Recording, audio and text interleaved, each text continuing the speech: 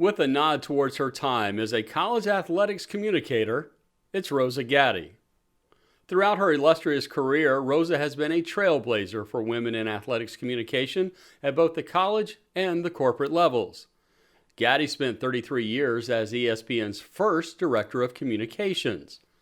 She retired in 2013, concluding her tenure as a senior vice president, and it was Gatti who was instrumental in helping grow the ESPN brand and its drive for diversity, establishing policies and best practices.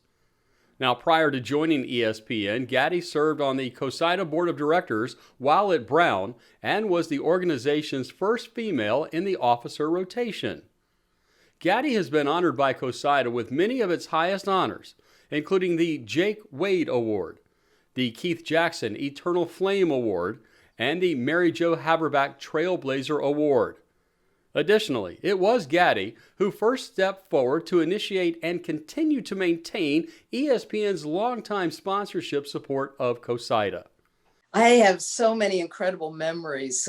When I think about being in SID, one of my favorite moments was hosting the NCAA Men's Frozen Four at the Providence Civic Center. I didn't host it myself. We had a team of people, but I oversaw the media aspects. And as a woman in those early years, I really wanted to do everything I could to impress all of the visiting media.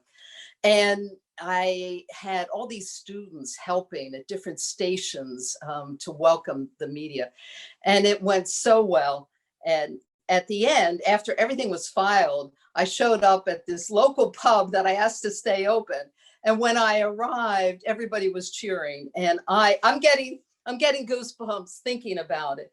But everyone was cheering about the success of the event. And in that room was the founder of ESPN, Bill Rasmussen, and the president. The president wasn't there. Take that back.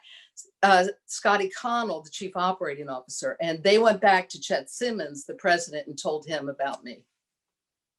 While I was at ESPN, the most amazing experience was the U.S. had lost the America's Cup for the first time in its, I think, 100-year history. And the event was being held in Australia. And I flew to Australia, the west coast of Australia, and covered that event. And most of the media back home said, this is going to be like watching paint dry, sailboats on the Indian Ocean. Well, it wasn't. It mesmerized the viewers because it was midnight East Coast time. And we were on the Pacific, well, I think it was, I said Indian, maybe Pacific. Anyway, it was these rolling waves, and we used this new technology of these, what they called lipstick-sized cameras, peering into the sailors' faces, as they were hoisting the sails.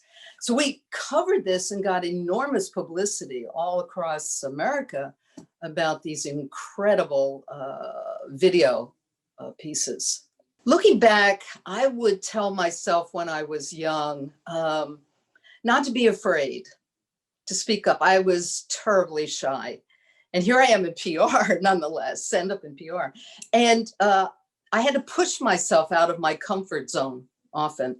And many times I'd be in a meeting and I would think of something and hesitated to bring it up. And then someone else in the meeting would bring it up and I would go, darn, I had that idea. So I had to learn to push myself out of my comfort zone and to speak up more. When I think of sports information, and it was all about the incredible people who helped me out, supported me, and many men too who welcomed me and helped me succeed. And we would pal around together at the conventions, and every year seeing so many at the convention was just rewarding. I learned, so it was an opportunity to recharge the batteries and to learn about other techniques that SIDs were using. I really insisted on going to all the panels. Others would say, come on, Rosa, let's cut out, let's go have a drink at the bar. And I said, no, I got to catch this last panel. I would take notes. I learned so much. It's the memories of all the wonderful people whom I met. And I remember one time, I think it was early ESPN when I was traveling around to different events, that it dawned on me that if I ever had a problem, we didn't have cell phones back in those early years of ESPN. If I had a problem in a city, in a town, somewhere in the country, I knew that I could call on a sports information director and they would help me out. And that was incredible. The network of people that even if they didn't know me, I could call them and say I was a fellow SID and could you help me? Most of the men were accepting. There were some men who didn't think I would make it and they thought that I would fail or that I would get married and, that would be it. Women in the profession, I've always encouraged them to really believe in themselves. And again, to speak up, that it is possible. There are examples of women in CoSIDA who have children. It's not easy. There are female producers at ESPN who have children. We as an organization, as companies, as academic institutions must find better ways to support women in the profession because they bring so much value and perspective.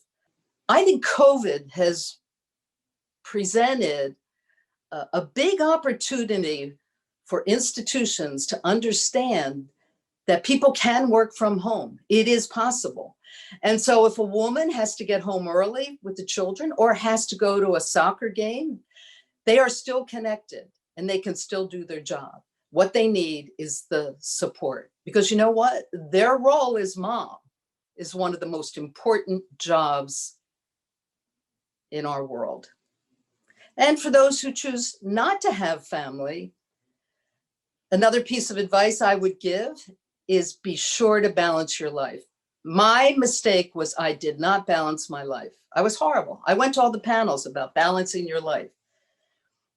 When you're long gone, nobody says how many hours you put in the office. You have to work smart and you have to leave and say, that's it for today. And I noticed that the men were going to exercise and the men were leaving to go to the kids' game. Something's wrong with this picture. My bosses are leaving early. Why am I still here? We have to find better ways to work and be more efficient. And I think, ironically, COVID is helping maybe solve some of this. It was Bill Little who warned me about, I wanted to thank people. But he said, Rose, it's very difficult when you start thanking people. How do you include everyone and leaving people out? And I am so afraid of leaving people out. He wrote a story that I am so deeply touched by what he wrote. I feel like I can't live up to what he wrote. I have tears in my eyes thinking of so many wonderful people and faces who supported me in the early going when I wanted to quit many times. Men and women and all the people I met along the way, we all commiserated. We had to help each other out. We had to be able to vent. And nobody knew better than a fellow SID what we were going through. There are so many wonderful people. You all know who you are. You know that I love you and I thank you from the bottom of my heart for all you did to help me along the way. And I will single out one person because she is being honored and being inducted in the Hall of Fame. And that is Chris Plonsky, who I always looked up to as such a smart, fabulous woman and tried to get her hired at ESPN, but she loved where she was. Thank you all. Thank you all. When I was an SID, I made many mistakes. And then when I got to ESPN, I made more mistakes. But one of the biggest mistakes I made was not keeping people above me informed as much as I should. I always felt that everyone saw how hard I was working, what I was doing. They knew, didn't they recognize all that I was doing? Well, no. They don't. Why? Because they're all busy in their worlds answering to some other boss. So they're not thinking about what you're doing day in and day out. And it took me a while to learn. And a consultant at ESPN said, Rosa, don't be afraid to blow your own horn. And I said, Till, that's not my nature. I can't do that. And he said, how do I do it? I said to him, he said, you'll learn. And I did learn. What I would do, I would put together reports, unsolicited reports, one-pagers, and I would say, so-and-so had this idea, and we pulled this together, and this is happening. And it wasn't, and once in a while I would say, I thought of this, but keeping people informed above you so that they know and understand what you are doing. Don't be afraid to blow your own horn. Congratulations to our next Hall of Fame inductee, Rosa Gatti.